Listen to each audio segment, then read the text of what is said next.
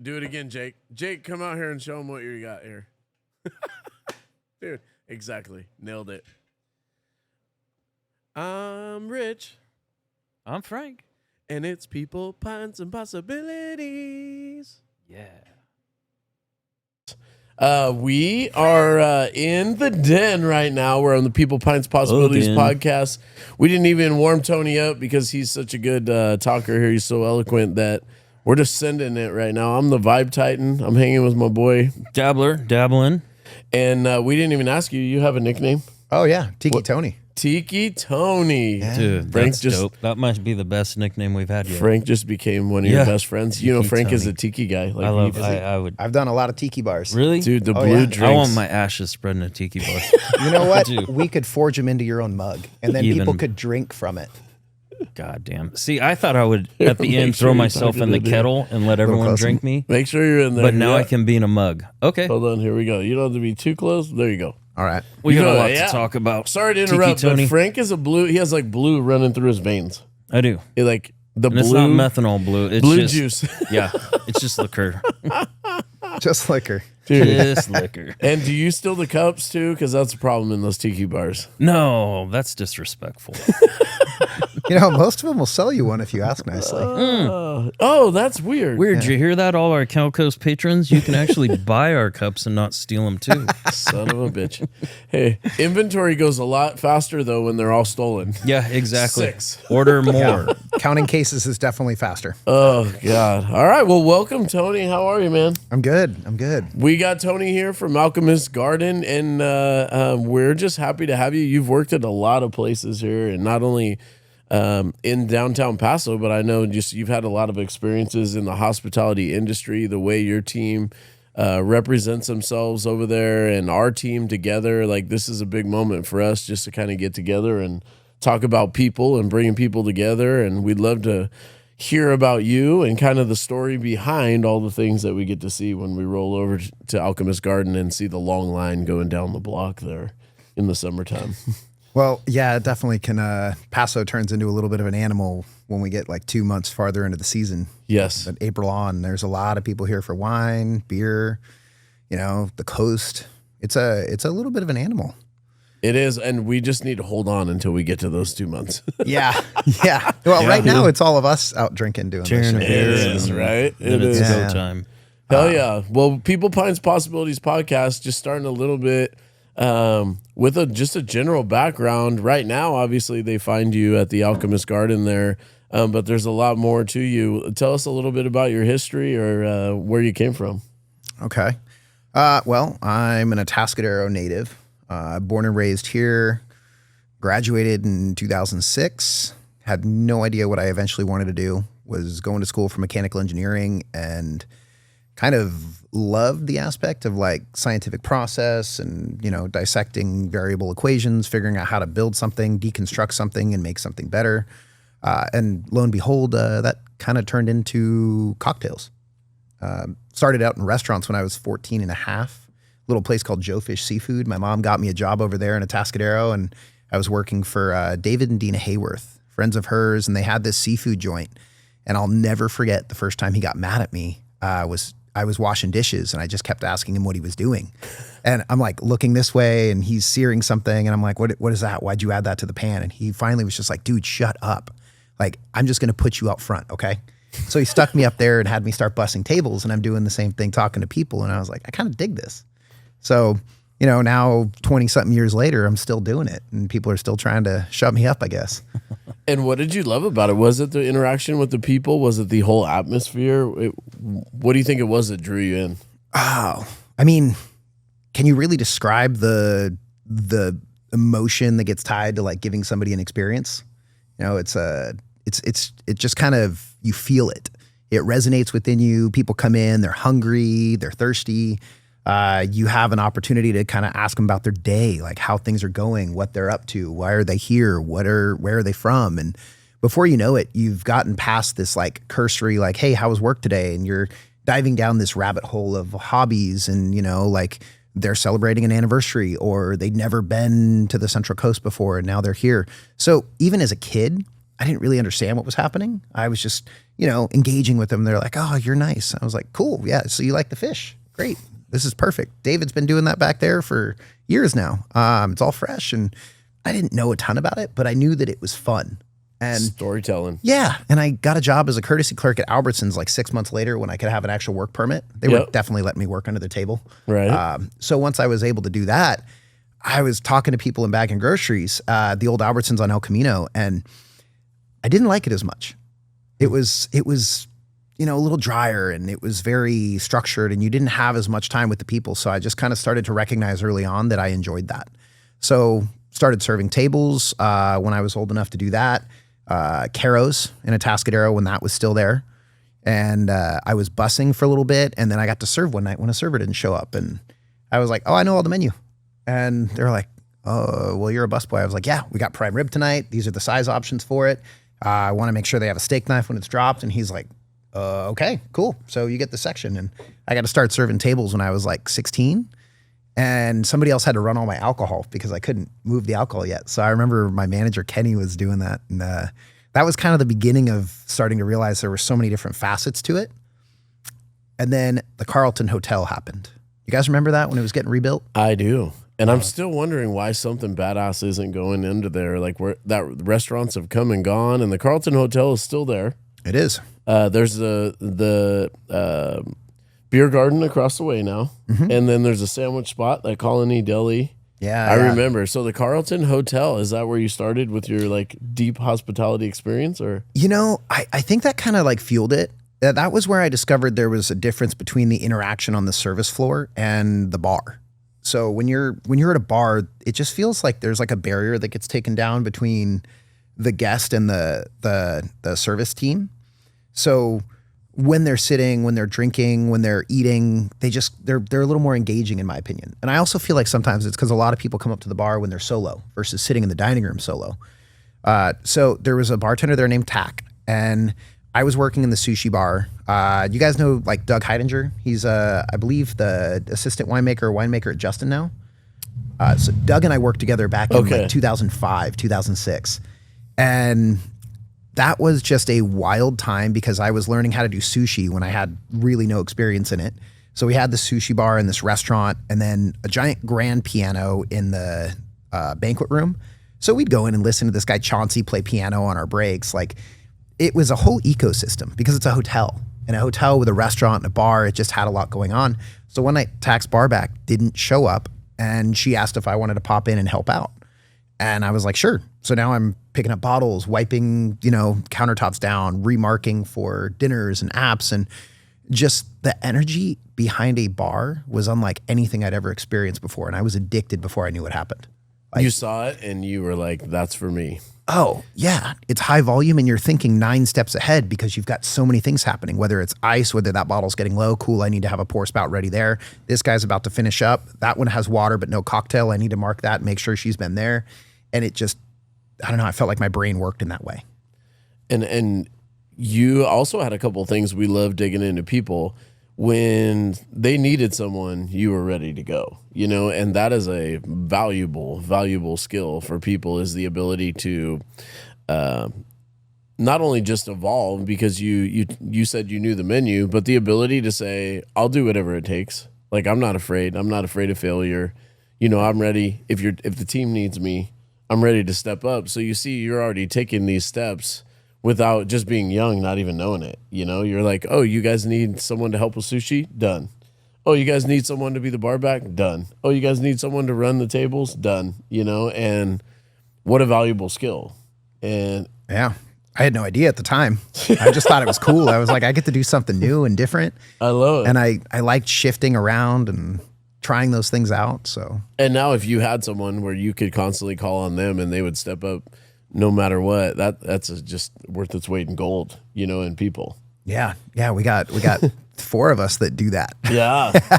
And if you had every day 8, over there, you'd be really good, like, yeah. Oh yeah. Heck yeah. Well, what was, when you were growing up, was there any, what was like your focus, like your values? What did you hone in on for yourself, and how did you carry yourself? I was really quiet. I was pretty shy when I was younger, so I didn't spend a ton of time like with large groups. I had like 3 or 4 really close friends, and we kind of did everything together. A lot of them ended up joining the military. We all were kind of in this like delayed enlistment program, and I was also very into motorcycles. So I had a pretty catastrophic crash when I was younger, broke my right leg in 9 places.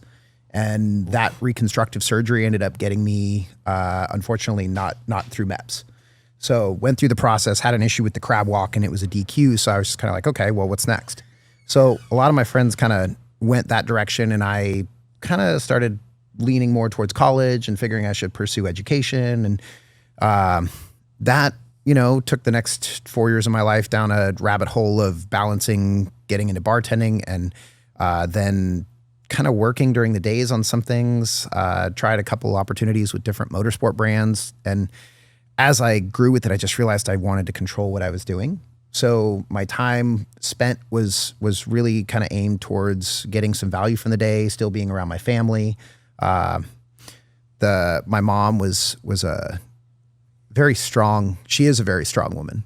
And my dad is ex-military, and then he worked for Raytheon. He was an electrical engineer. My cousin's nuclear. So I have a lot of engineers from the family side, but we didn't all stay super close. So it was mainly my 3 brothers and 2 identical twins, my brother Michael, who's in between us and the twins, and then my mom and my dad. So our family kind of did everything together when we were growing up. And I feel pretty fortunate to have gotten to spend as much time with them as I have. And they still live here in Paso. Like, they have a little ranch out on Geneseo. That wasn't something I think I realized how rare it was at the time, as I started meeting more people and seeing that they moved a lot, and more families kind of grew up a little more separated than I had an opportunity to. So I've definitely recognized and tried to spend more time with my brothers, with my mom and my dad, as I've been getting a little bit older and having that time here. But I think that the values of having those people as not just a convenience, but as somebody that like you can talk to when you're having a good day and a bad day, that resonated more and more with me as I got a little bit older. Yeah. But as a kid, I just, I played sports, I played baseball, I played football. It was the way you lived. Yeah, it was just, you didn't know any different, right? No, like they all laugh because I broke myself so often, like jumping off of roofs, and they would never let me have a dirt bike, but I managed to find every other way to break myself, whether it was skateboards or something else that didn't need to be dangerous. I found a way to make it so. What's your craziest injured yourself story? I ate it on a half pipe and folded my leg under, and I re-broke my ankle. How old were you then? Probably 16. What half pipe? A homemade one in my buddy's backyard. Nice. Yeah. You guys made it, and you were going to full Tony Hawk. Yeah, it was probably more like Bucky Lasek in his adolescence. Tony landed a lot more tricks than I did. That was pretty good. I had a pretty good Hawk pro skatered it out there and broke your ankle.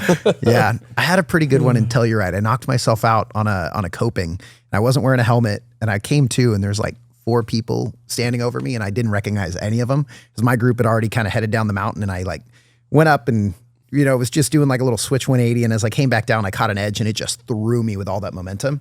And apparently, I just landed and whacked the head. My beanie was like 20 feet over here. My headphones were that way, and I don't really remember most of the rest of the day. Yeah. And that was with the Cal Poly Ski Club. So we were out with like all the other Poly students, and I think I was a sophomore then. That was pretty good, but shit. I don't know. I mean, we're boys, right? Yeah, little good concussion here and there never hurt anybody, unless you ask the NFL, I think. Yeah. But heck yeah. Well, the motorcycle stuff stayed with you, right? You've come here and you've ridden your bike over here, and I've heard some of our team here told me you've ridden up north on the big track there in Monterey. Is that right? In the open stuff? Is that true? Laguna Seca. So you kept riding motorcycles your whole life, or have you always done that? Or yeah, I got into riding when I was about 17. My uncle, Mom, if you listen to this, don't be mad. My uncle took me out riding for the very first time. I'd never been on a bike before. I'd ridden bicycles, mountain bikes, but he put me on a street bike, and it was like I think it was a Gixxer 1000. Way more bike than I ever should have been on. Shit. Wow. Well, 6 days later, I drove down to LA and I bought a Honda CBR 600 F3, 1996, neon yellow letters, white and red. And 34 days later, I head on impacted a car with it because a kid pulled into my lane and I just didn't have the experience to stop. I was on crutches for like 4 months, 5 months after that one. And the day that I was out of my walking cast, I drove straight back to LA and bought another Yamaha R6. Let's go. I was like, the second I rode a bike, I was addicted in a way I did not understand or know. And, you know, these days I spend a lot more time on the track, a lot less in the weaving between cars. Street Yeah. Yeah, you know, well, we were always really responsible on the street. It's not that we did anything out of pocket. It's just there's a lot more risk. You never know. Like a ground squirrel could literally be the end of your day. This is true. Or gravel. Yeah. So Sprinkler facing the wrong direction, wetting the street down. That was me. yeah. Gone. ZX6. Thanks, Rich. Gone. That was Yeah. yours? Yeah, that's what. Yeah, Man. my buddy and I had two. We got them because in college you could park right in the front and you didn't have to pay for a parking permit. So I was like, I need one of those bikes. So we had a great time.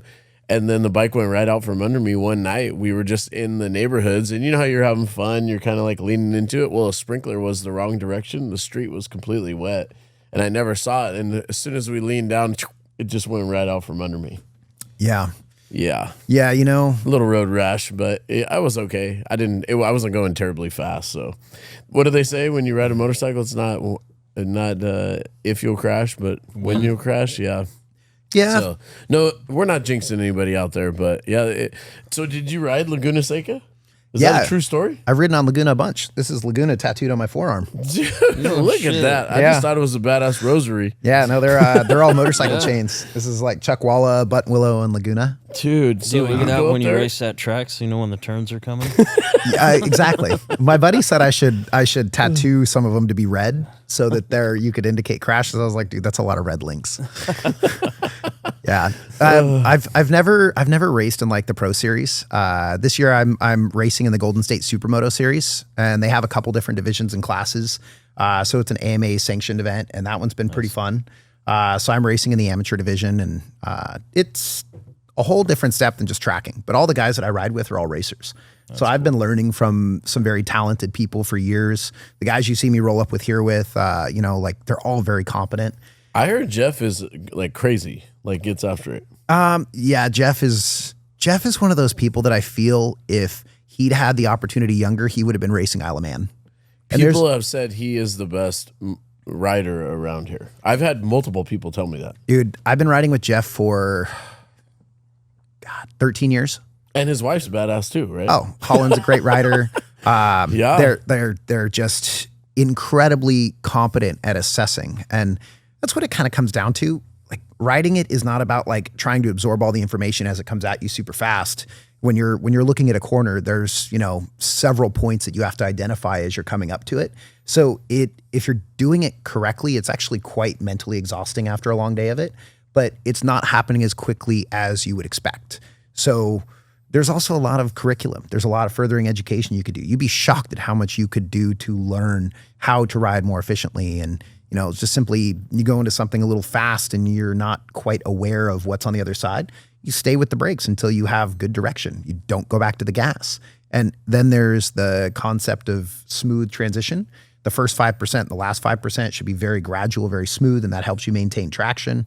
So, I mean, riding a motorcycle is a very articulated art form if you are doing it for pace and speed. And I'm not like a wheelie junkie, but I've seen Jeff ride wheelies that I'm just like, I don't understand how your motor still has oil. Like you've been up for 3 minutes and he's shifting through gears. And At 100 miles an hour, I've heard. bro, over.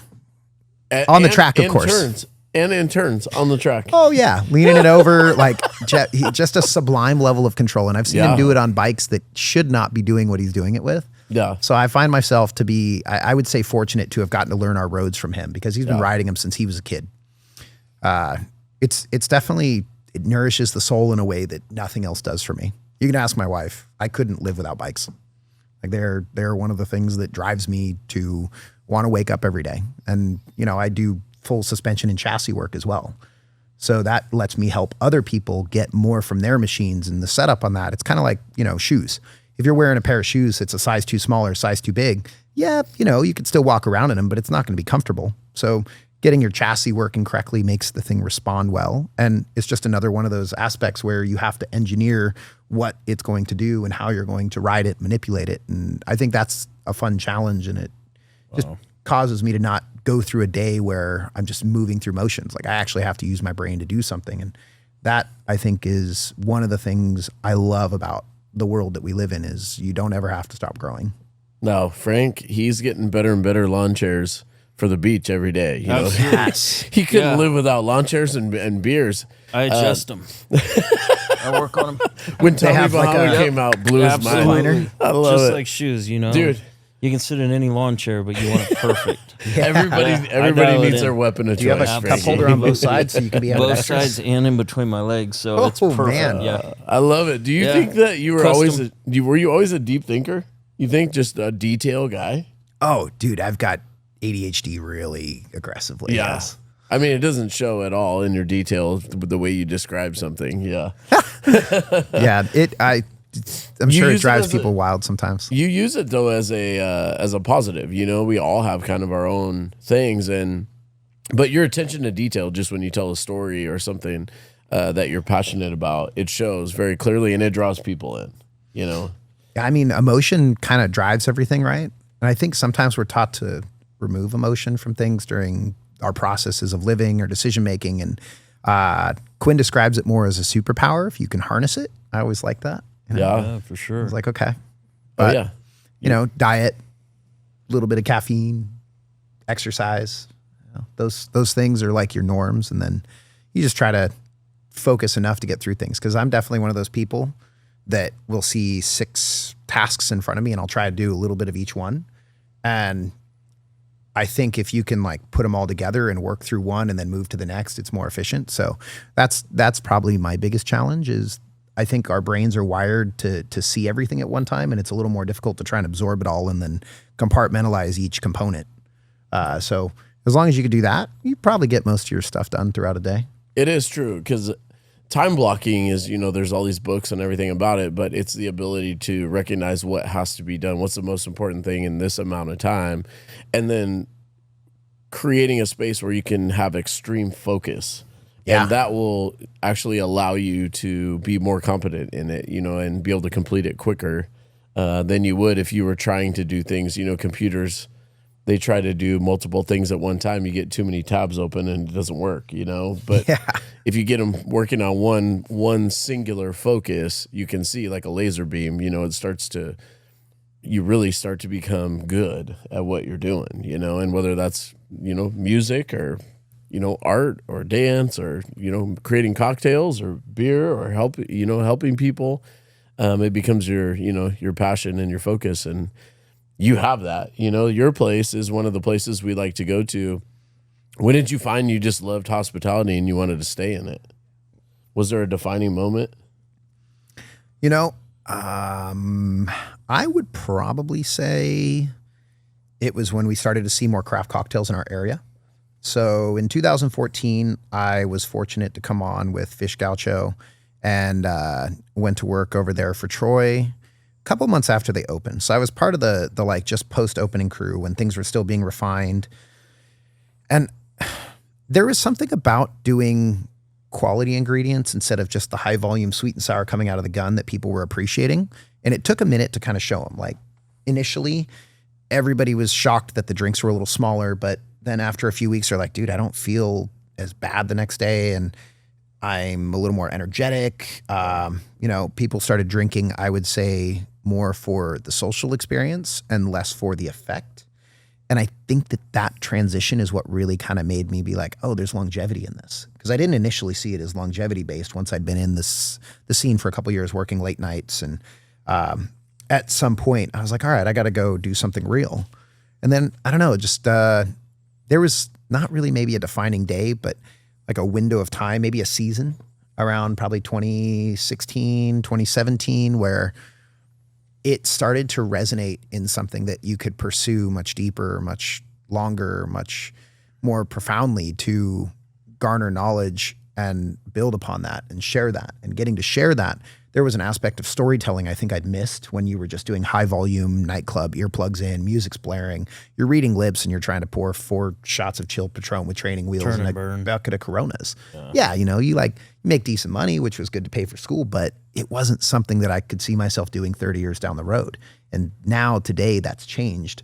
And I think a big part of that isn't necessarily what's happening within us with the industry, but it's more of our people, our guests, the patrons that come in, that we get to learn about their stories and share a bit of ours, and the genuine interaction of people that want to come back from cities that have no proximity to us. Like, it's not a day trip thing. It's like you got to come for a weekend, and those people are excited about what we're providing, regardless of what the provision is.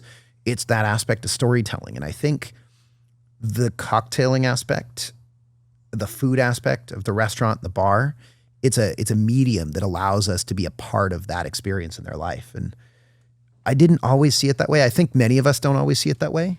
But once it kind of resonates with you, it's like what we were talking about before. Sometimes you have to go to work, right? Yeah. And then there's other times that you get to go to work. And I really do believe that the main difference between the two is the mindset. You know, like two people could do the same thing, and one person could absolutely love it and think it's the best thing in the world, and another person could think it's awful and terrible. And, you know, where they come from, what their background is, what they've done that day, that influences where they land on that scale. But with the shift in perspective, that perspective can give you something I think is truly beautiful, and that is an appreciation for that art form and what you get to do. And that's kind of where I'm trying to point myself in this day and age, and then provide some of that to our team and hopefully inspire our team to want to like find the same thing. You know, we mentioned Sasha Petrowski earlier and the concept of like reaching in. And I was chatting with a buddy about this the other day, and it's kind of what like triggered it back. But if you're making that 601st cocktail for that shift and you reach into the cooler, are you going to reach for that first glass because it's convenient? Or are you going to, you know, make sure that when your hand touches it and you go, that's not frosty, are you going to reach a little farther? Not because you have to, but because it matters, because that's how you do it.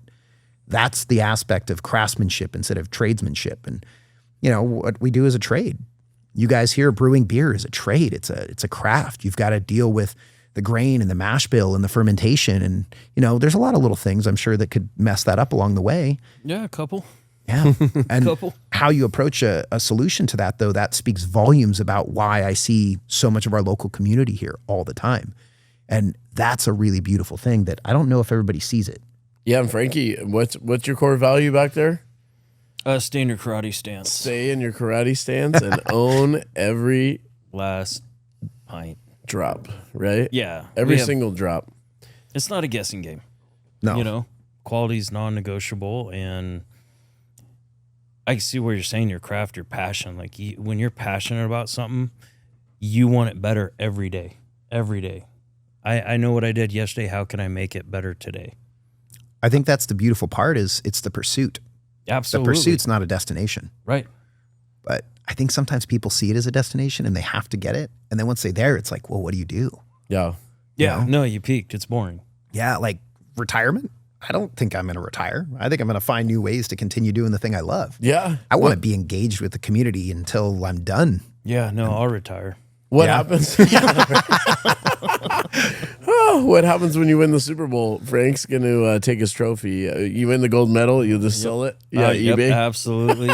Melted into a lawn chair. We believe in the same thing. Like, you know, a lot of our people know you, and we value the same things. It's like beer is supposed to be affordable. You know, the culture of beer culture is something that's very approachable. It's you're not necessarily meant to be high end. On the other hand, the beautiful thing about beer is it is meant to be spent with friends. It is meant to be in those defining moments of your life, whether it's a graduation, a celebration, the toughest thing that you've been through and you're having a beer with your friends, or, you know, everything in between. Shoot, you know, what did they say? They decided to throw some tea in the Boston, you know, the bay there over a beer. And so we value what you said. We don't want to be a beer and a bill. You know, you show up and down to the last drop, you know, is one of Frank's values there is not only are the brewers, they don't just let the beer go and hope that we, you know, create an experience. they make that stuff at 4 a.m. and spend 10 to 12 days making it. And then on the back end, they hand it over to Justin and Zach and, our whole team. And they hand it over with the care of, I made this. I put every bit of my effort into this. Can you now take it and extend it and make it even better? With a smile, with the conversation, with, handing your 10-year-old child a bag of goldfish, and welcoming them. That's kind of creating the experience, like you said, and that's fun. Like being a team, right? Because you need people back there making it. You talked about it, front of the house, back of the house, kind of removing that wall, putting it all together and creating that experience, because that's what we're doing in the end. We're bringing people together. Yeah. And I mean, one of the big things that I think matters that sometimes gets skipped over is there is always a team involved, especially in hospitality. There's 5 of us total in our project, and 4 of us are in there every single day, and everybody has like a specific role or a task that we are responsible for. And, without that team, it'd be really difficult to do what we do. It's like with the brewing, passing that off. Nobody needs to be in a place for 13, 14 hours a day, but sometimes that's what the day looks like. Yeah, and for sure.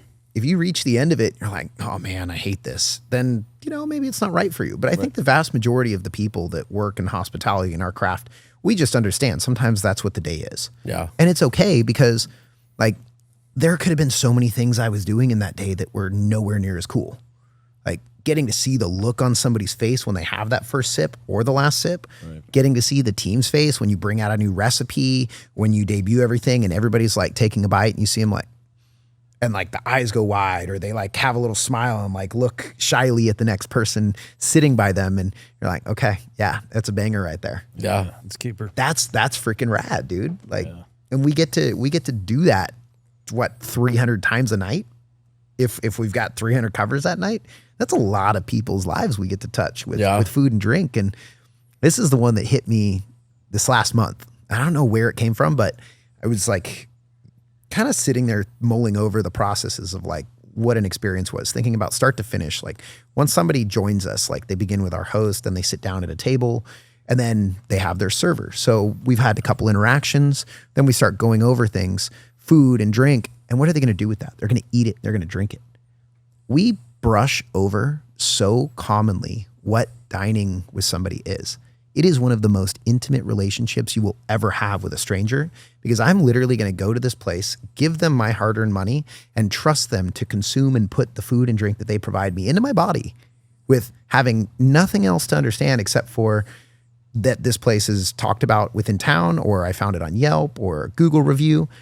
Like that's a lot of trust people put in us. And there's a responsibility that I think gives a lot of value to our craft and our trade because of that. And, we should spend a little more time appreciating that every day. Yeah. That perspective. Absolutely. And as owners, of a business and putting your efforts into it, to have that team and those people, like sometimes you have to make tough decisions. I'm sure you're doing the same. Is like people see us and they see the great nights and when it's busy and the revenue that's coming in, but in tune, to keep really good people, you've got to break that revenue off and pay your people and keep them excited and make sure that they're engaged and getting the training that they deserve. And so there's a lot of resources that go into having good people. And so you must invest a lot in your own people, just the way you talk. It sounds like that's one of your priorities. Yeah. I mean, I don't think they teach it really either. I don't know if this has been your experience, but in my experience, like leadership has never been something that's been taught from an educated standpoint in hospitality. Typically, it's a war of attrition. Whoever's been there the longest at the time for somebody to be promoted, they get promoted because they simply know the systems. But that doesn't necessarily make them a good leader for the people. So if we're talking about, business and how to lead them right, that kind of falls on our shoulders to pursue that and continue growing and to educate ourselves in a way and adapt to what the conditions are, the area, the demographic. And if people are going to have to work because we got to provide a living for ourselves, why does it need to be anything less than stellar? Why can't it be the best place to work ever? Yeah. Right. Like work is still work, but like you can enjoy it. You can take pride in it. And that I think is the real challenge that that growing in business and being successful, that's what they're doing. Yeah. Because I don't get to interact with all the people that come into our place. Just like Andrew and Alex and Quinn don't. Like, we get some interaction, but the face of our businesses, all of ours, is the people that we have out there. And if they're not happy with what they're doing, then why would I expect our guests to have this experience we're talking about? So I don't believe there's any like singular right way to do it, but if you can find a way to create that culture, Yep. Breaking down the boundaries between back of house, front of house, or just realizing that, hey, sometimes we're going to have people that call out and somebody might have to hang over, buy them dinner, do something simple that really is not that big of a deal to me, but maybe could be like the world by showing that level of appreciation. And that'll take somebody that might be with you for 6 months to 4 or 5 years. Yeah. And also remembering, if people are going to be moving on to other things, if we can give them tools that's going to make them more successful in life, I shouldn't expect anybody to stay with me forever unless there was a growth plan or opportunity we discuss. So being thrilled and excited and happy for them when they move on to the next step, I think that speaks volumes about the integrity of a business and what direction we want to go and how we want to be held within the community. Hell yeah, which was what happened with you, right? That wasn't a segue on purpose, but you just hit me. You worked with Troy and Donovan, started Fish Gaucho. You guys kicked ass while you were there. Everybody knew you. You went to 1122. I'm telling your story for you because the people of Paso know it, and then the next thing you know, you're taking a risk on your own with some business owners and you're putting yourself out there. Describe that kind of process for you. Oh man, that was a journey. I was just a bartender at Fish Gaucho and I just kind of worked my way up into a lead role. And Austin and I were behind the bar for 3.5 years together. Matt Hansen was running the restaurant, the bar program. So I worked with him for a while. Robin Wolf, his wife, she was managing the hatch. And then as we kind of like transitioned from that, it was kind of a weird timeline. So I'll just be, I think telling a story is important. People can learn from it, right? Oh yeah. We were in a transitionary window where 1122 was on the horizon, but it was not really established on who, what, how, where was going to go on. And I was consulting on another program here in town. So while I was working nights, I was working days running another bar. Got them all licensed up. They were an on-premise brewery. So like, I'll never forget the day that we were trying to get everything installed. And there was a piece of equipment that was not ordered in a timely manner. And I'm having a conversation with ownership when literally the ABC officer for inspection arrives on site. Hello. I made a phone call to 2 friends, and within 45 minutes, I had a 500-gallon fermenting tank on site so that we were able to get it hooked up and get approval done. So I was kind of winding down with this. That was like the last steps of getting the program up and running. And I'm off. I think I was in Tahoe with my wife for Christmas. And while there, I'm having dinner with my family. We were at Naked Fish. Okay, so I remember this. We were at Naked Fish in South Lake, and we were having dinner. It was over Christmas, and I was just kind of like, man, I wish I had an opportunity for this. And Quinn like looks over at me and she goes, "Did you ask?" I was like, "Well, no, but wait, do I need to?" And I just, in my head, I'm just like, I've been with him for a long time, and it just didn't occur to me because nobody had ever told me, like, if you want something, ask for it. And guess what? This is the #1 sold out class at Harvard every single year. Most major universities have a class and it's called The Art of Asking or something alongside that. And the professor begins it with, okay, if you want to achieve this, what do you do? And he goes around the room and all of the students are like, oh, I work hard for it. Oh, I knock all these down. I look at the prerequisites. And at the end of it, he goes, why did none of you simply ask for it? Because even if you don't get it, maybe there will be a roadmap on how to get it by asking the question. And I've never forgotten that. So literally I texted Troy at the dinner table right then and there. I was like, hey, what's the deal with 1122? Like, I'm interested. My phone rings in 10 seconds. And I pick it up and he's like, well, if you're interested, then obviously we want to have a conversation. So we're going to pin everything else until you get back and we'll sit down and have a conversation. And that conversation led to that opportunity. Yep. But had I never asked for that, I probably would have, not been passed over. They just thought that I was preoccupied because I was working one, managing another, didn't know I was done. And I shouldn't expect them to read my mind. Right. So that, I think, was probably one of the most pivotal moments in my life because I didn't understand. I just thought that if I worked hard, I would, be rewarded with the things that I wanted. But asking doesn't mean you're asking for a handout. It just means you're asking what it takes. And that was a really powerful moment in my life. No, you nailed it, because now on the other side, like, it takes sometimes your own people to interrupt your behavior and say, hey, I freaking want this. I want to do this. I want to stick my head out here. I want to do what it takes to learn how to do this. Zach's done that here. We've had a few people, like, you've got to interrupt them sometimes, because it's not that they're ignoring you. We're not ignoring people. We just got a stack of bills over here and some insurance issues and, all the little things that seem to sometimes get in our way. And we're just kind of hoping someone will, we're not hoping, hope is not a strategy around here, but you're wanting someone to step up, because on the other end of it, this, I want people to show me that they want it, show me that you care about it.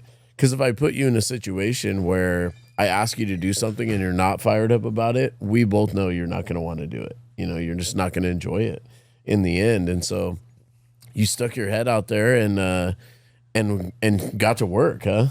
Yeah. Yeah, I think that kind of went that direction. And it's when at Gaucho's when I met Andrew. Andrew was working with Quinn over at La Cosecha at the time. And he and I ended up forging a pretty cool friendship through whiskeys. And, this is one of my favorite memories, but we were all going to go out for drinks one night.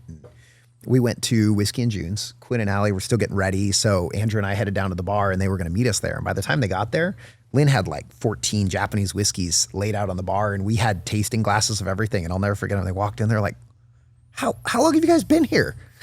Nice. And we're just like, well, we just wanted to explore the new portfolio. And it was like a bunch of rare Nikas and Centauris, single barrel stuff. Like there was some Miyagikyo from one of the Nika single malts. And I think we were Yamazaki and Akushu 18 years. So we just had this beautiful spread. And, when you drink with your friends, your inhibitions come down. You learn if you like them real quick. Oh, 100%. Like if you guys don't get along, you're not going to get along much faster than if you stayed sober the whole time. 3 pints in. Yes. 3 pints in. That's when the truth comes out. Yeah. Lagunitas, my buddy's dad used to call it truth serum. It is. It absolutely is. Oh, yeah. So you just had more whiskeys than I've had in my life right there, by the way, just in your little field research test right there at Whiskey and June's. But it was R&D. Yeah, that was R&D. Research and development. I don't know. Would you trust a mechanic working on your car if you'd never worked on a car before? It's true. It's true. Or the, what do they say, the skinny chef? Yeah. Just not gonna work for me unless that chef is a maniac and just runs around all the time making badass food. So yeah, well, I will say that it's not uncommon to see 7 to 10 miles in a single shift. So maybe he does just get his exercise. This is true. Hit me with, we talked about this a little bit. So as this time, we're at 11:22. I want to get to Alchemist here, but at this time, are you doing the stuff you talked about, going to see some bigger cities, and as far as mentors, because this area, as we talked about, it's great and it's small, but there's not a lot of people that you can ping big, huge, massive ideas off of. No offense to anyone around here, but Vegas and LA and San Francisco, they're filled with these people, these cocktail lounges and, these people who've done this for their entire life. So where are you going to get mentored? Yeah, that is. How are you improving your skills at that point? Honestly, that's what I think makes Paso and the slow community in general, but Paso specifically, such an interesting place. Is it's very community driven. Many of us will spend time with one another and will bounce ideas off one another. And there's just this unspoken understanding that if I'm coming in with some wild, radical concept that I want to use for a cocktail, maybe I'm trying to play with weird pairings. Right now I'm working with passion fruit and gorgonzola and blue cheese. So you get this like interesting, unique pairing with the way the fat will come from the gorgonzola. You get this funky umami kind of character. And then the bitter pH spike and sugar from the passion fruit, they interact in a very unique way. So when you're playing with a concept like that, maybe I need to bounce it off somebody. And what we used to do is just get together with 4 or 5 of us and we'd end up, staying at somebody's house because we're drinking all night. And we would all make these cocktails. And everybody would try them and give feedback and you would bounce them off and nobody would steal any of those ideas. And I think that's part of the hospitality culture. But in those bigger cities, there are usually programs that are usually, I would say, a little more corporate in the way that they have structure because they've got like really, Big really cash. fine-tuned SOPs. They have very structured elements to where maybe you're not moving as fast as you want to, but it instills fundamentals. And fundamentals are really important, that gives them, I think, a little more of an understanding of like how the foundation needs to be built so that they can be more successful. And sometimes in the smaller towns, people come in and they want to bartend and they end up being a bartender because of the fact there was nobody else to actually perform that role. So when that happens, maybe you don't understand how the basic family daiquiri or lemon drop is made. And if you don't understand citrus and sugar and spirit balance, it's gonna be a lot harder to be creative. But I think this is common in the world. People want to run more often than before they should walk. Yep. They should be walking first and then running as they move into that. And it kind of starts the opposite way. And I see this in a lot of industries now. And sometimes it's good. Some people are very good at figuring that out. But when it comes to the mentoring in our world, we have so many resources now between Bar Smarts. You have the Diageo Campari Academy online. We have podcasts. There are tons of bartending podcasts that talk about culture, history, the science of it. Some of the cocktail books out there are great. Some other ones are a little more challenging. I personally love the Cocktail Codex. It breaks down drinks in a fundamental fashion of classic orientation and then educates you on how to remove singular products and replace them with others as a testing theory. But what it really kind of comes down to at the end of it is you're trying to find a way to do something cool, unique, stand out, and also give your guests a really cool experience. So in a community where we have so many really incredible bars and bartenders, I feel that we've kind of come up by traveling, going to cities, experiencing places, coming home, and then trying to use that as inspiration to build off of. That's been our biggest challenge is I can't say there's been like one or two singular people that we could go, all right, if I go get a job and work at this place for 6 months to a year, I'm going to learn all the things that I need to know in order to go off and be successful on my own. And it doesn't mean that you can't, but I do think it means there's a little bit more risk if you want to take a leap to do something that you self-fund. You're absolutely right. And the challenge with our businesses, we talk about this all the time, is we're generating this revenue, and then we have to use that revenue not only to keep the business running. We don't have this massive influx of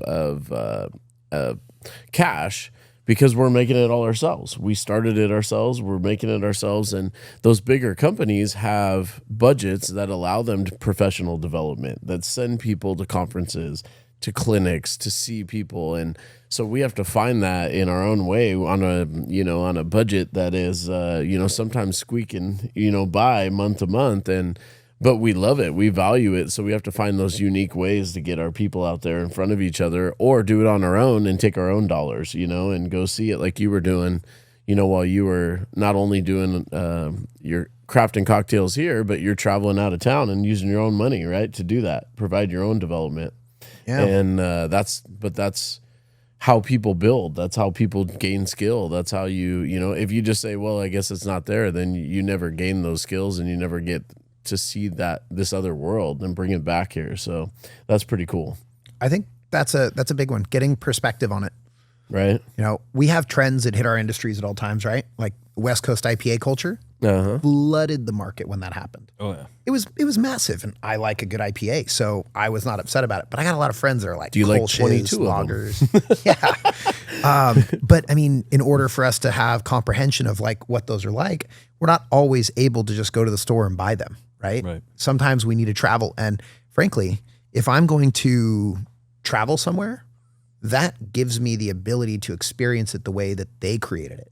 Maybe the environment, right? If it's 100 degrees outside and I'm drinking a 7.5% IPA, I'm probably not going to like that as much as if I was drinking it in a location that was, say, 65 degrees where they brewed it, where it's consumed regularly. So that weather might affect it, the smells, the aromas. Maybe it's out like in a ranch area where you've got those natural like wind gusts blowing up the yeast in the air, and there's a feeling that comes from that.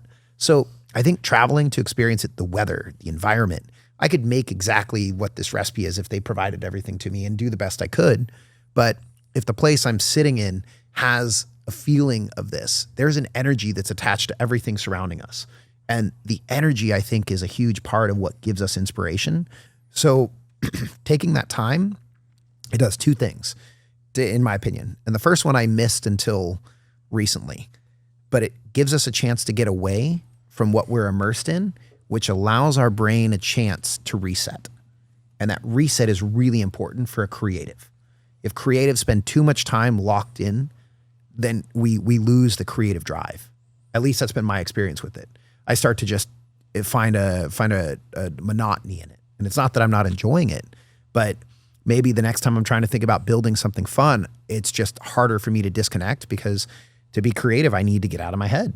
So traveling for me, some of my best cocktails were created when I was visiting friends in LA. Yeah, it sparks those juices, you know. You gotta tap into it. It's like going to Florence, man.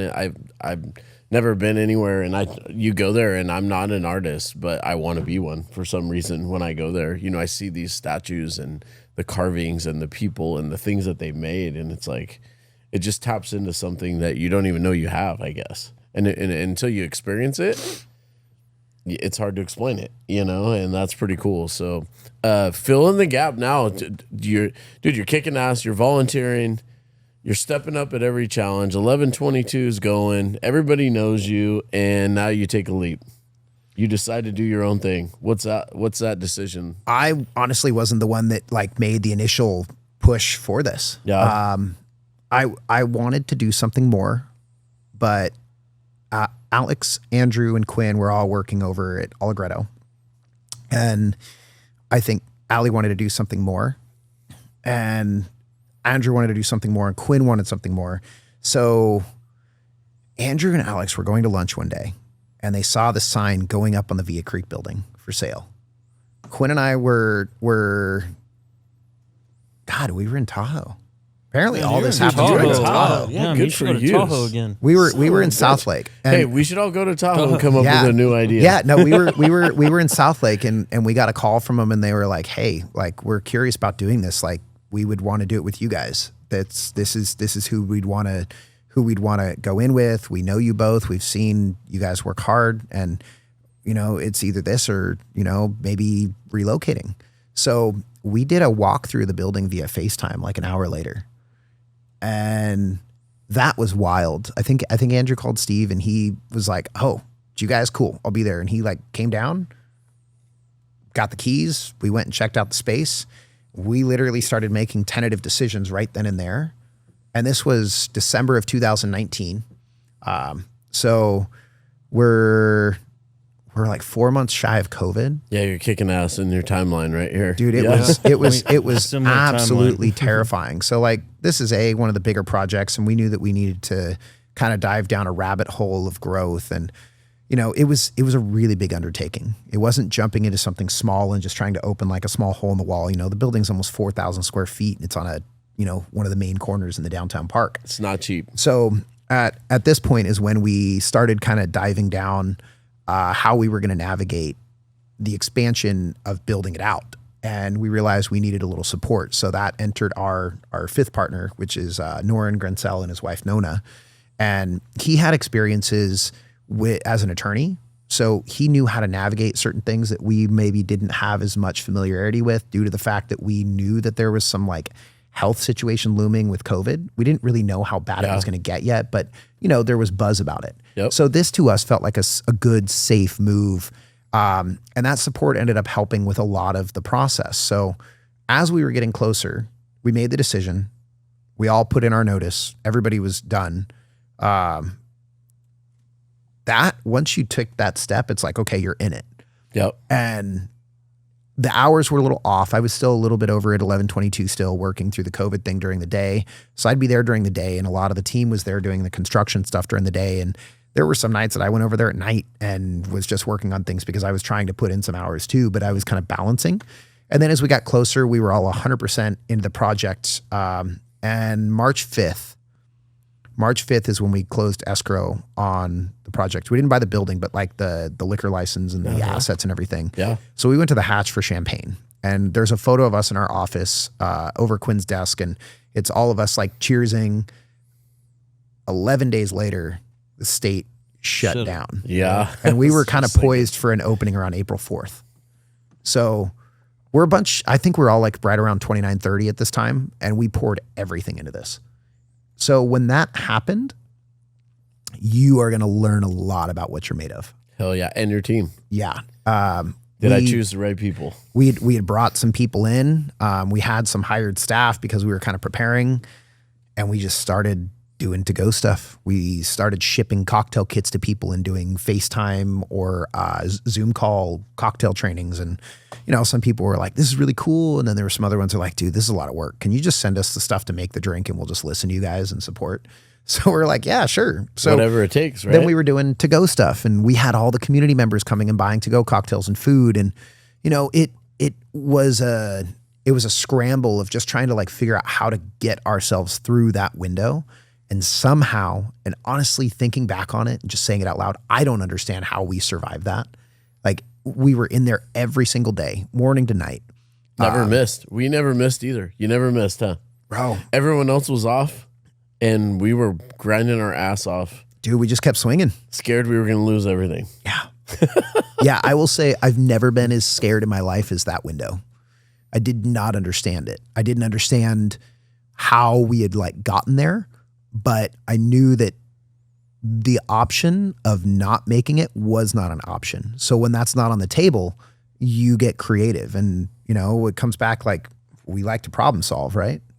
So problem solve, figure it out. And Yep. there are so many things that could have gone awry in other ways, and somehow we managed to figure it out. And I am so grateful that we had the team with us that we did, that we were able to rally and pull every resource possible. Now, I don't think it's inappropriate to say, but we were in the process still of finishing construction, right? Every department was closed, but we'd been serving all these people for like a decade. So Right. Everybody that works for the city, all of the people in the building departments, like they'd all sat at our bars or restaurants at one point or another. So when it was a phone call or a text message like, hey, I know that like there's nothing official in the capacity that can happen, but like we need a little guidance here. Every single person was willing to help us through this window. So I honestly do have to say that a lot of what we were able to accomplish was because of really, really rad people in our lives that saw what we were doing, and they were willing to help us, even though they knew that they weren't getting paid. It wasn't through that. So when push came to shove, like the way that we did our construction finishing, we were watching YouTube videos and teaching ourselves how to do certain things because we couldn't get contractors. Like nobody would work during that COVID thing. But it also meant too, like COVID felt very different to us because while we were being safe, responsible, the four of us were essentially like almost living together at that time. We were doing a lot of it ourselves. Yeah. So like we were still very busy during that lull. And around September that year, when we got to officially open our doors, like I cannot explain the emotions that were attached to that. I don't think there's words that exist for it.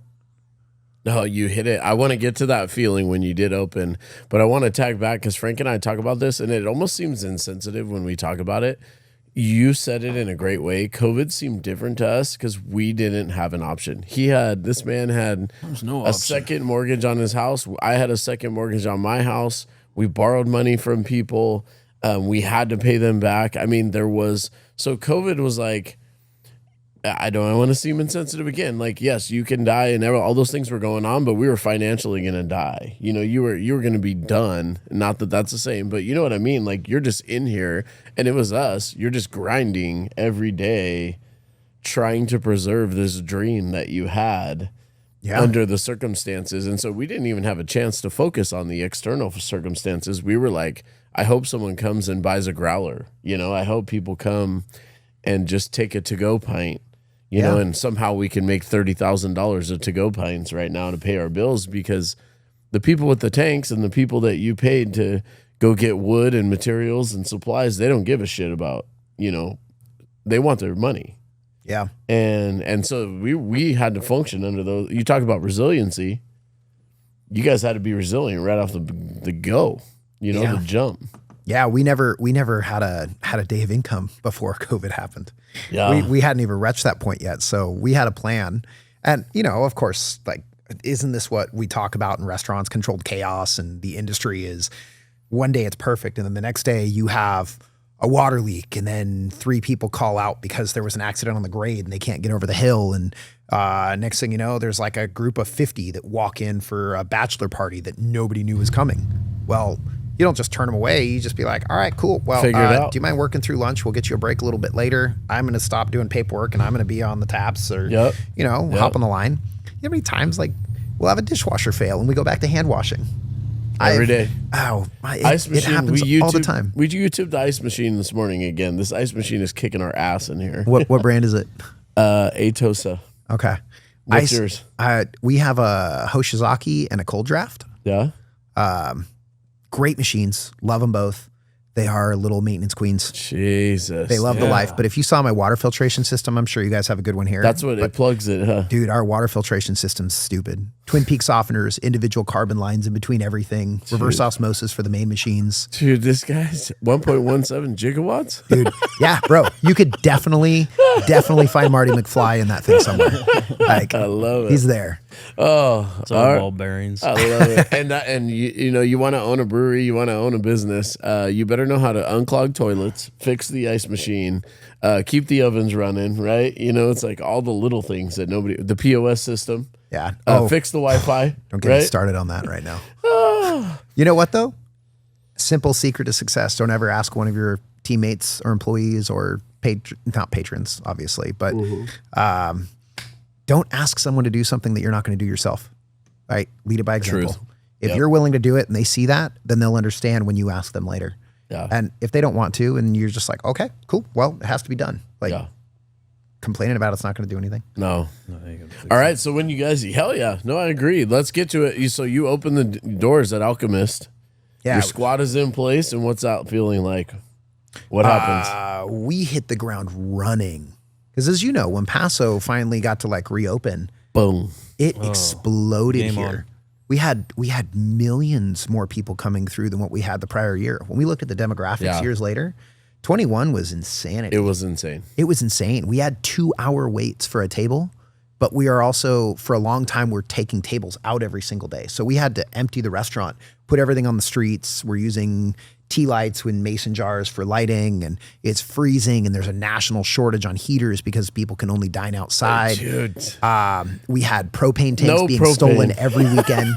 Like literally, we rented a cage from a propane company that was locked because that was the only way we could keep people from like stealing everything. Dude, we'll bring him back next year, I promise. Absolutely. Dude, it is crazy. I never got that memo. I know exactly what you're saying. Yeah, everyone's scrambling. They're trying to get out there, and you're exploding. Yeah, it was really incredible in so many ways, and I would say the learning curve. Nobody can prepare you for a learning curve of owning and operating a restaurant and a bar from managing a bar or restaurant. There is no way to understand what you're getting into because your level of responsibility shifts from poor cost and guest experience to oversight and leadership. And that is just a wild role to take on when you kind of know, but how do you prepare for that? Yeah. How do you can take business classes and Cuesta, like most of us did that. Most of us have some form of education in operations of this, as well as the time in the trenches. And I'm still a firm believer you'll never learn a trade better than by working in it. You start at the bottom and you work your way up. We talk about like bar backing back in the day at the Carlton. That's where I learned to see my steps, in them little things like mise en place. If I don't mise en place, why would I expect my team to do that? But if I got 3 shaking tins in front of glassware, that's just objects that'll get knocked over and fall. I'm reaching over in a weird way. So those little systems, you got to figure out how to make that be consistent with everybody. Yep. While at the same time, like you said, you're managing to make sure that the next month is successful and that we have longevity and growth. There's a vision. We can attain revenue. Can we hit the numbers we say we're going to hit? Can we pay the people that we need to pay? Can we, And I mean, at the end of the day, our industry is all about perceived value. If people find the experience that they get at your place valuable, they're going to come back. But if they don't, like hospitality isn't about turn and burn one-time customer. Hospitality is about creating memories and experiences and building legitimate relationships with these people, because sometimes they're from your community, sometimes they're traveling, but just because they're from one place or another doesn't make their experience any less or more valuable. Like everybody should be treated that way. Yep. And I think that too, we've all had days where maybe we weren't on our best foot. Like that's the human condition. We're fallible by nature. And this aspiration to perfection, that's all great on paper, but we have the long, stressful days where we worked a week where we put in 85 hours. And I know sometimes people are like, oh, that number's crazy. I'm like, well, it's real. When we opened, we were open till 2 a.m. and we opened up at 11 a.m. So we were at that bar at 9 a.m. and we were there till 3. There was a period of time that we didn't even drive back to our own house in Atascadero. We were staying in the guest room at Alex and Andrews because it was faster and easier to just go there, crash, shower, change, and then we came right back. And that was probably like 3 months of our initial opening. Yep.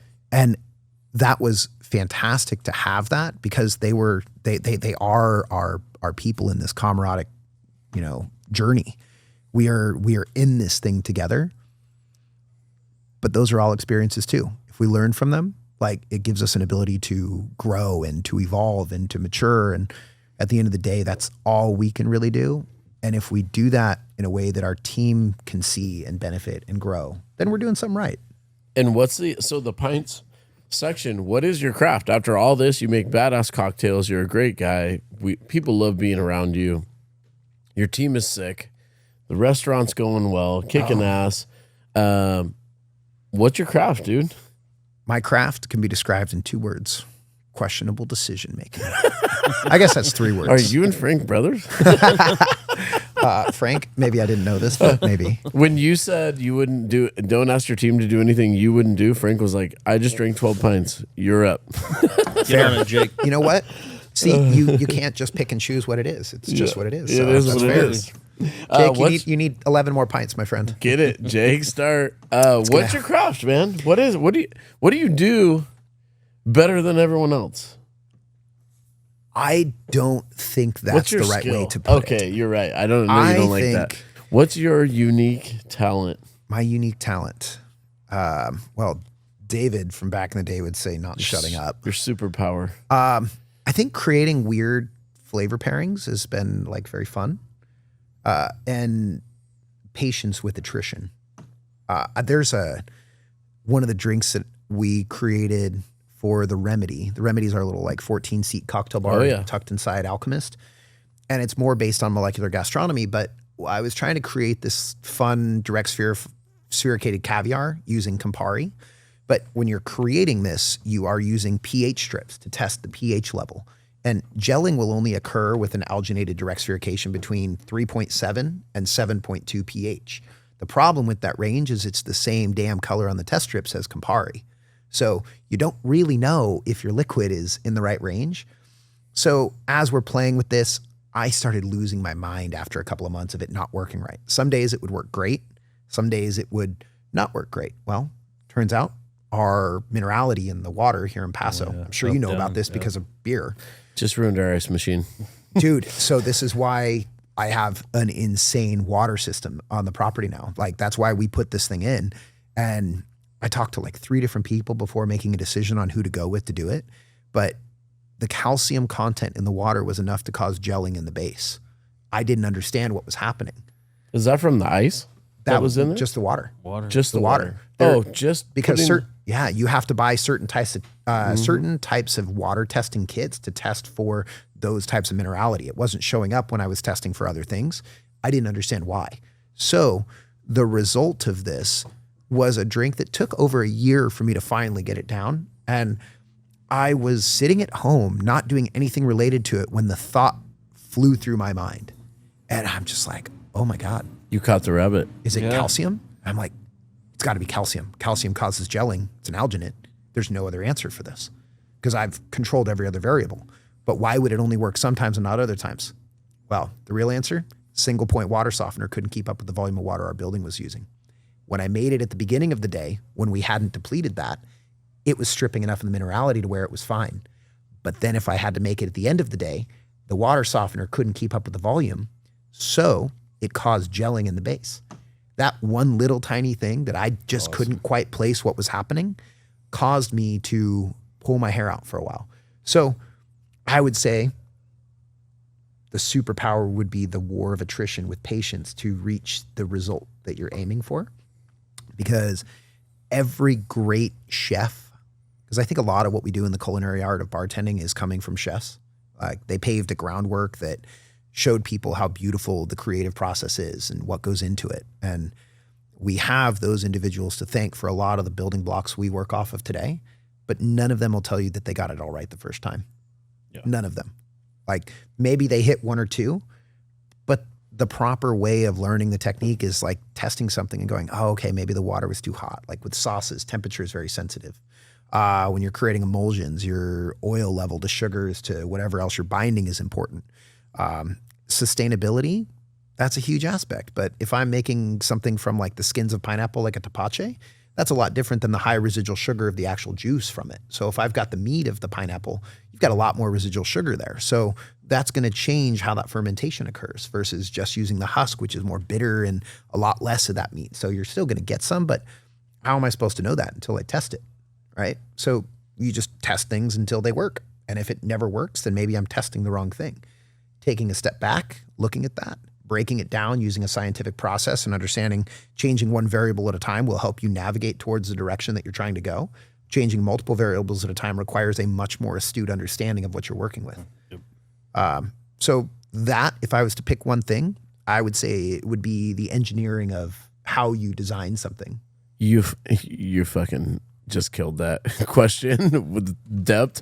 I'm going to ask a better question. How do you teach your team the beautiful insanity that's in your head that just, I love you, so I mean that as a compliment, like that, just that utter drive and desire you have in your head to be the best? How do you teach that to the people who come in and they're on your team? Real answer there. I'm still trying to figure that out. Right. And I don't think I'll ever stop trying to learn how to do that. I was hoping you were going to give us the secret to that. Yeah. I think the biggest thing is communication. So,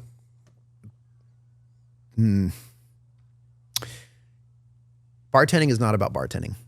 Bartending is about people. Making cocktails is not about the ingredients in the cocktail.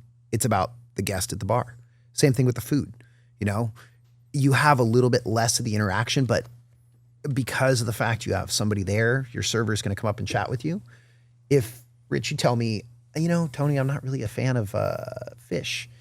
And I'm like, oh, but you're going to love the hamachi. Like, is that your fault or my fault? It's communication. Right. So I got to listen. I got to respond accordingly to that. And no two people hear information the same way. So if I'm telling everybody this goes here because this is where it belongs, but they are left-handed, which means their left dominant hand likes to use the right, their brain sees those tools as needing to be on that right-hand side. So my responsibility is to educate them in why this works better as a general rule of thumb because it creates a unified system versus just telling them that this is wrong because they're not hearing this is wrong and going, oh, you're right. They're hearing this is wrong and going, I don't understand why the way I think it would work doesn't work. And that ultimately is the person in charge of that department's responsibility to understand that. So it's just linguistics and communication. So I think figuring that out, which is something I'm going to be working on the rest of my life, communication techniques and trying to hear how personalities do it. We have things like Myers-Briggs. Those are going to teach you aspects of where strengths are at, the strength finder equation. This is used by Forbes Fortune 500 companies for every interview. They don't go and pair a whole bunch of type A personalities good with communication in a tech department that requires some sort of software engineering. They need somebody who can communicate to the team. They need somebody who's articulated in the scientific process. They need somebody who is able to deliver a period of time with different points that they need to attenuate at that level, different tasks that have to be completed. So a project manager, they're going to build a team that is strong in different categories versus wasting their time and resources and energy trying to train somebody who's very weak in one area into being strong in that area because they'll be more effective by giving them somebody who is effective in the other one. If I got two bartenders that are really good at talking, but neither are good at speed, I can't put those people in a service well on a Friday night when we got to crank out 700 drinks. I need a person who can crank drinks and a person who can talk to people. The person who can talk to people can make a few cocktails, but 75% of production will come from the speed bartender. So every nightclub and high volume restaurant works in the city. And it's not that you're not good at doing that. It's that you're better at doing this. So if we want to be successful, I think figuring out how we can see those things and turn that into a communication technique to teach and educate, that is our responsibility to continue. So a lot of this has come from like audiobooks and podcasts. Oh yeah, educate yourself every second. I use the same way, every waking moment to kind of get better at what I'm doing, and whether it's leadership or those types of things, and then you're passing that on, showing people, but building teams. Is the most important thing, right? Having people who work well together, like you said, whether it's the military. Frank came from a military background. The Delta Force is the Delta Force for a reason, because they don't miss. They're high. was never in the Delta Force. I don't know why I made that reference. No, but I mean, we just look at the elite. They're popular, Oh, right? the They're elite, hot. yes, oh, no, absolutely. sorry, Frank. Yeah, Frank. Jesus. Yeah, look for his book. Man, But I got really I excited. was The just- elite too, forces, and the Jesus elite Christ. forces are the elite forces for a reason. Oh, you're a SEER instructor. Not too bad. Can I put your resume out there? Yeah, Should please, I, and my should I put it address. on? And, You were seer too?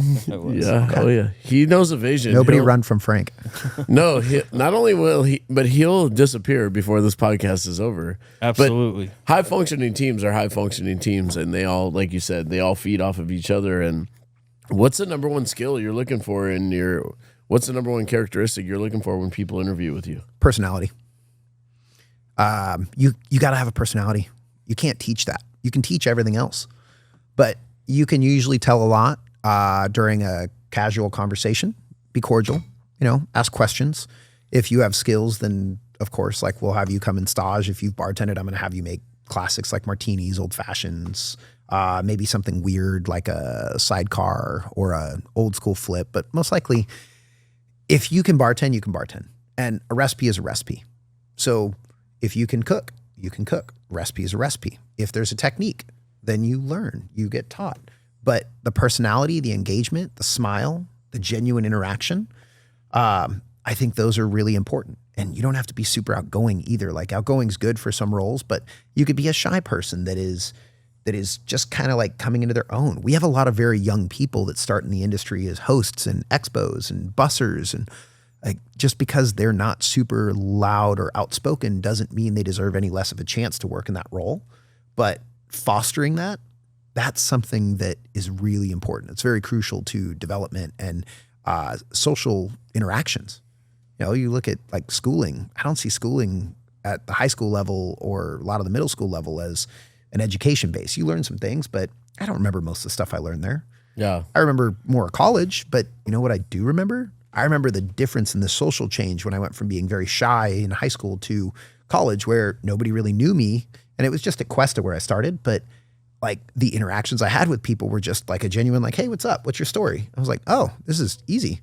Right. Like this is a lot easier than what I thought it was going to be. And all of a sudden I started to come out of the shell. Well, we get to do that for a lot of these younger people that are starting out too. And sometimes might be older. Like I've had people in their 30s come in and never have worked in hospitality before in their life, and they just want to give it a shot. Well, that's rad. If you have a drive to want to experience it, you ask the question like, why do you want to do this? And if somebody says, I need to make money, that's probably not the personality I'm looking for. But if they say, I want to make money, and every time I sit at the bar and I come into this restaurant, especially if they mention like they've been to our place before, I'm like, cool. So you kind of know like a little bit about what we're about. And I just like it. Like the people seem happy here and I want to be happy in what I do. That right there is probably going to get you a shot, because it says a lot more than just, I want to get a job. Yeah. It says everything. You studied it, you're interested, you want to do well. You want to be a part of what is already going on here, what's already taking place. Yeah. That's pretty cool. All right, possibilities. We've kind of gotten a good mindset. What's the mindset though that keeps you going, keeps driving you, keeps you? Combustion engines. Chassis. Yeah. No, I think just growth. Learn 2 things every day and teach 1 thing. The concept of growth, I think it goes back to cultures all over the world. Faust or Faustus, however you describe them, where the translation comes from, this concept of an individual that was in philosophy and wanted to know everything that there was to know. There's a lot of different stories about like where it evolved from. Different cultures and religions have their own takes on it, but at the end of the day, it was a figure, an individual that would learn. And upon learning everything that there was to know, that immediately ceased his life. Well, I think the concept, the overarching story in that is that if we stop growing, we can only go one other direction. There's not really a stasis. You know, if you're growing, you're driving forward, you're moving forward. And if you're not, you're falling behind because somebody else does have that mentality that I need to grow. Absolutely. They're out there grinding. Yeah. There's someone out there working their ass off right now. Dude, and I mean, I love it. For like 9 years, I didn't do anything from what I used my education for besides making cocktails, and it was great. I loved it. And in the last 3 years, I've started getting back into suspension tuning, and that's a wildly unique world when you're dealing with valving and, you know, hydraulic fluids and the way that the mechanics work when you're creating velocities through stroke and how you manage that. And that's like something that calms me down when I'm thinking about it. When I'm like trying to assess a problem and dissect something, and, you know, we throw like a shock or a fork onto a spring dyno, and I get to look at what this graph looks like. And that velocity graph creates a point from here to there. And if you're looking for jagged edges, that tells me, cool, from 22 to 32% right here, I have something that's not working right. So then you dissect where in the shim stack that's creating the deficiency. And it could be a multitude of things, but there's not one singular solution to fix it. You know, maybe it's during that initial stroke moment of how the fluids are moving. So perhaps a slightly larger bleed hole, which would force the stack to do more of the work, could smooth that out. And you may have to adjust the stack on that. That's what I would do. Yeah, exactly. But that's like what I do my for now, like my fun time before I go into the restaurant. Like I start my mornings in my shop and I do like 3.5 hours every day in the shop just tuning. And you know, it drives me to learn more every single time I do it, because if I come across something I don't understand, now I have to understand it. So it's really no different than what we do at night. If something's not working, how do we make it work? Yep. And I think it's that mindset that will always keep things moving forward and progressing. So hopefully I'll be like one of these wonderful, you know, people in the small Japanese villages that are living to be over 100 years old, because they are doing things that motivate and drive them and grow them every single day. All right, you worked it into the conversation. Hit us with the Japanese concepts that you were talking about earlier. hit us, because Jake's going to Japan. That's why we stacked up a few episodes here. Jake's on a mission. We're sending him off. He's going to come back a samurai. Hit us with your yeah, hell yeah, Jake. Dude, he's going to bring me a kimono. He's going. Hit us with you were talking a little bit about Japan and some of the thought processes. Hit us. I think Japan's a really beautiful culture in the sense that they don't really try to focus as a people on being a jack of all trades. They really want to commit themselves to perfecting something. They find a craft and they want to dedicate their lives. At least those that I've met, had an opportunity to learn from, either via book, podcasts, interviews, sometimes YouTube. And a lot of the craftsmen there, like it's so beautiful how they want to perfect it. And what's the term called? Jake, what was it? You read the book. Ikigo? Jake. Ikigai. Ikigai. Ikigai. Yeah. Ikigai. Jake, hit us. Dude, what do you got? Tell us about it. About it? Ikigai. I mean, I don't know. For me, I don't know yet. What does it mean to you? To me, I just think it's the art of like finding the thing that drives you in life and just making that your purpose, so that, like Tony said earlier, the noise kind of you just drown it out by what you're doing, perfecting your craft. And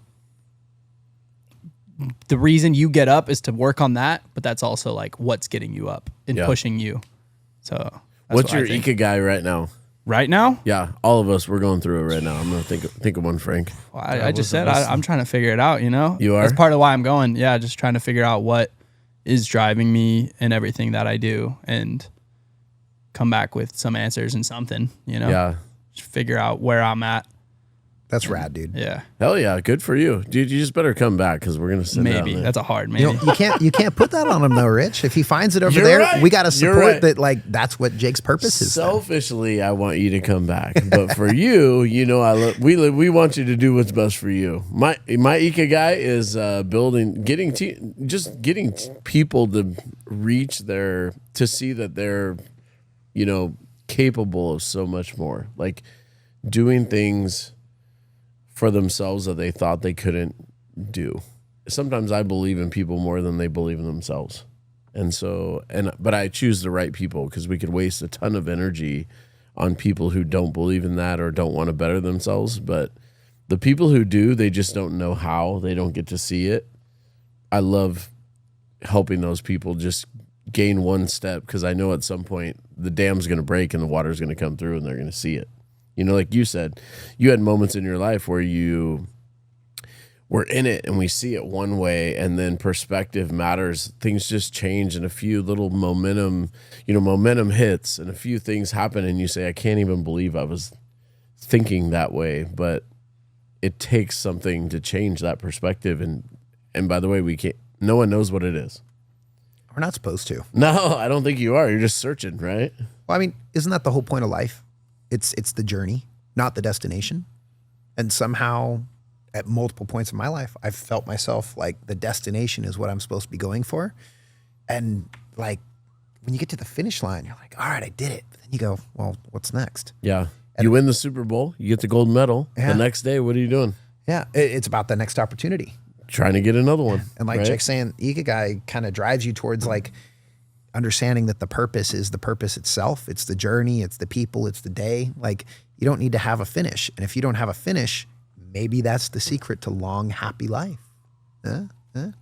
Frankie, what's your Ikigai? Oh. Fear. No, I think mine would be building teams and leadership and getting people together and focus on culture. Just kidding. That's yours. Did you steal mine? I just stole yours. You can have it too. I'll take No, you with I don't me. want that one. That's too much. We're going to the Boys my and Girls Ikigai is Club. family. It's all about make sure my family has everything they need to be successful. And I know you're going to ask me, what is success? Yeah. I want them to be able to know they can do whatever they really want to with the means and be able to go get those resources. I want a role model for them.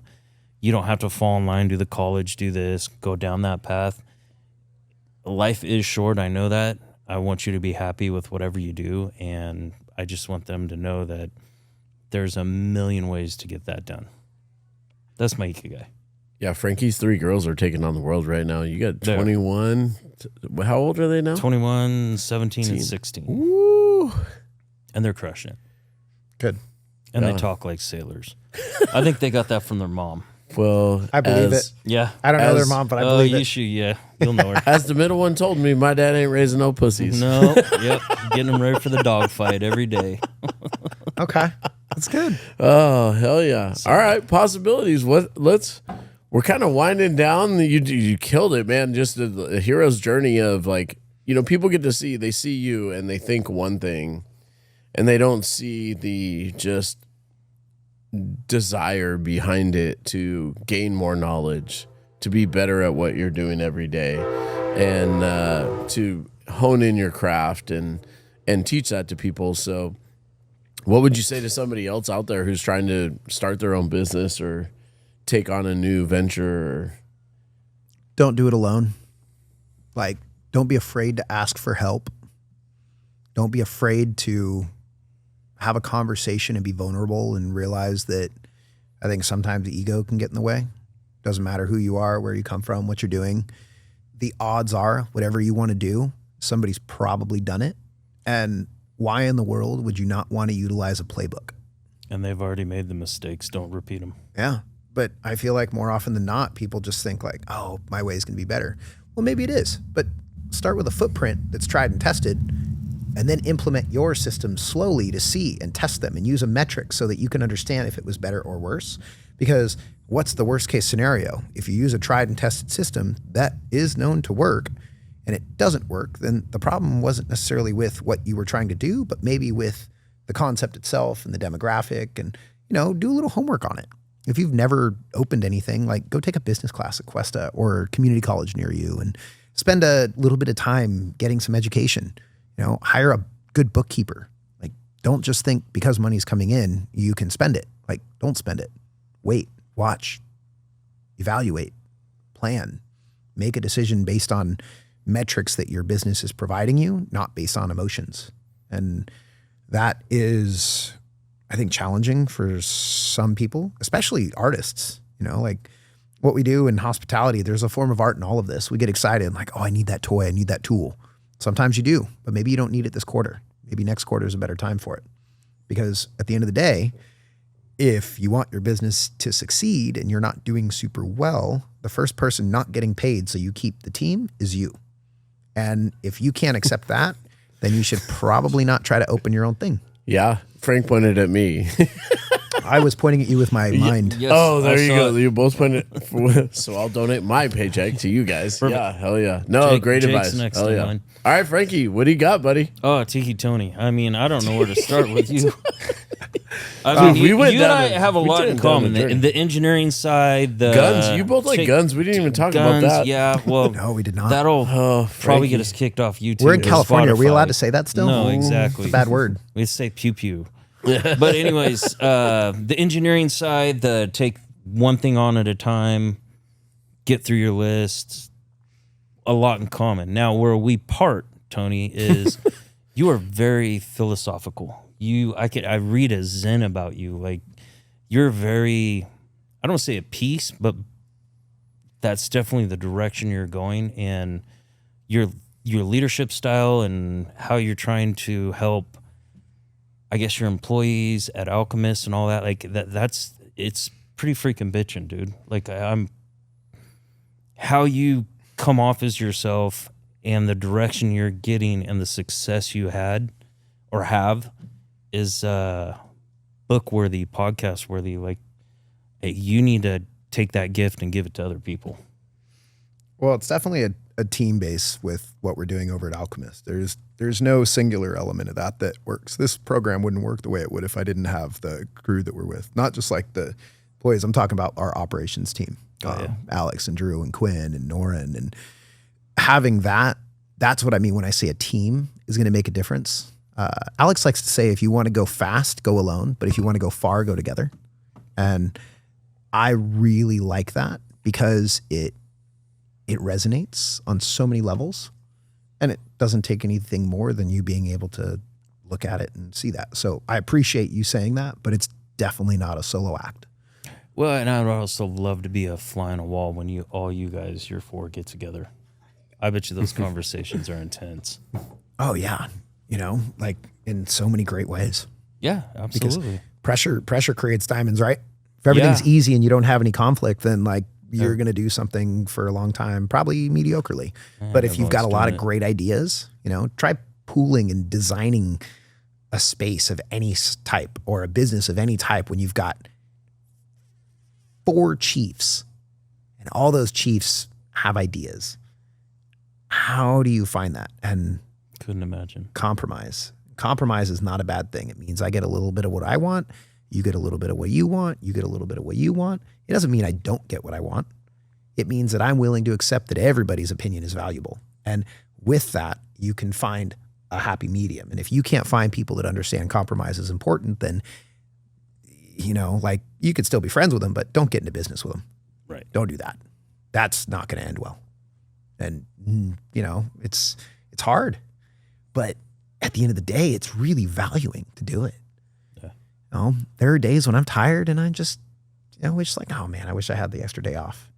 But there's also weeks where I'm like, I don't mind doing 10, 11, 12 straight days because I got to do the things I wanted to because I got rad partners that like cover so that we can go and then they can go. And that compromise, that's really, really beautiful. And in our industry, it's a little rare sometimes too. Sometimes you're so married to it.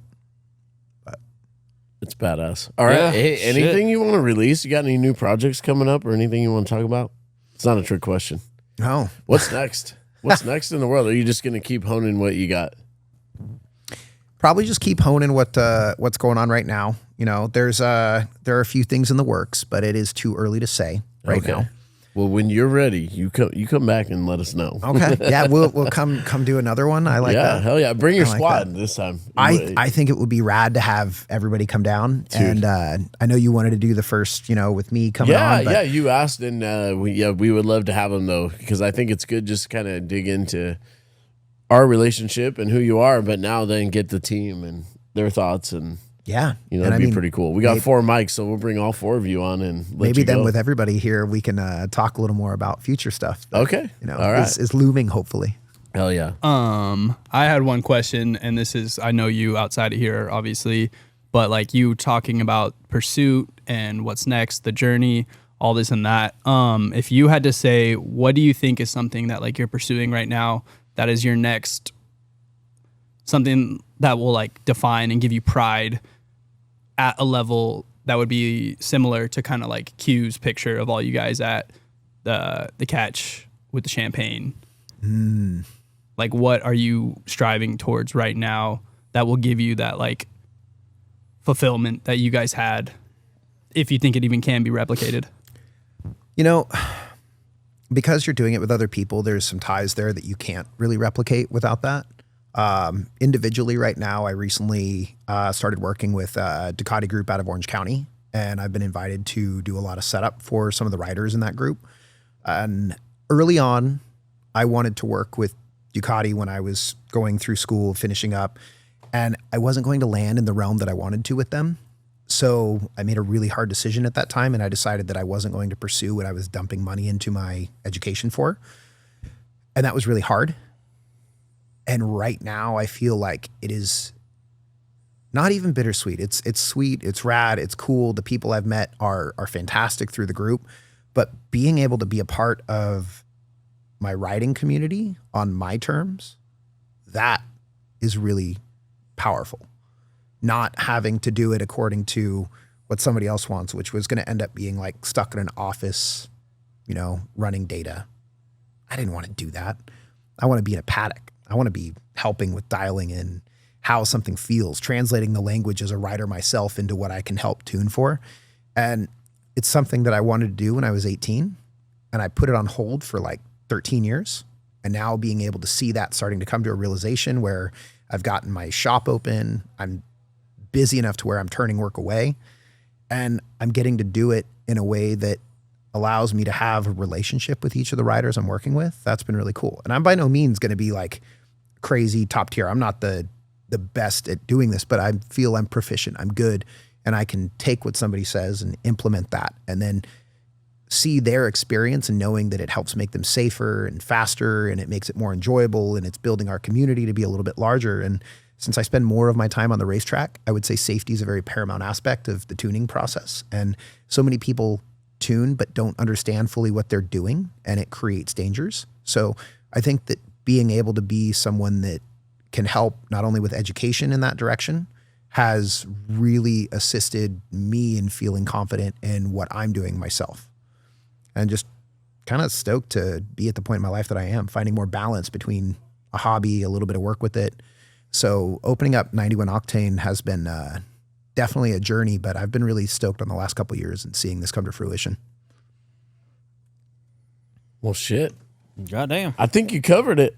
Well, cheers, my friend. Thank you for Cheers, coming guys. in, taking time out of your busy schedule.